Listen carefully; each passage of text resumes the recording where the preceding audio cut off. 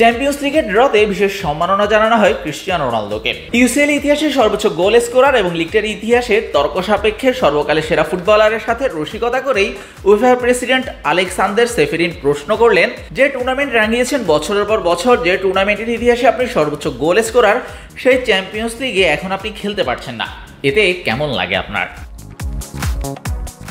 জবাবটাও মজার ছলে দিলেন ক্রিস্টিয়ানো, বললেন ভুলে যাবেন না আমি এখনো এশিয়ান চ্যাম্পিয়ন্স লিগ খেলি। রোনালদো মজার ছলে বললেও দর্শকরা চ্যাম্পিয়ন্স লিগ বলতে উয়েফা চ্যাম্পিয়ন্স লিগই বুঝেন, উয়েফা সভাপতিও সেটাই বুঝিয়েছেন। তবে পরক্ষণে রোনালদো প্রকাশ করেছেন তার অনুভূতি। আমার জন্য এখানে ফিরতে পারা দারুণ সন্তুষ্টির, অসাধারণ এই পুরস্কারের জন্য কৃতজ্ঞতা। আমার কাছে এটা অনেক বড় ব্যাপার। আপনারা জানেন চ্যাম্পিয়ন্স লিগ ফুটবলের সর্বোচ্চ ধাপ। আমার সুযোগ হয়েছে, রেকর্ডই ফুটিয়ে তুলছে সবকিছু। তবে শুধুই যে রেকর্ড আমি এটাও বোঝাচ্ছি না, এই টুর্নামেন্টে খেলার যে তৃপ্তি সেটাই প্রেরণা।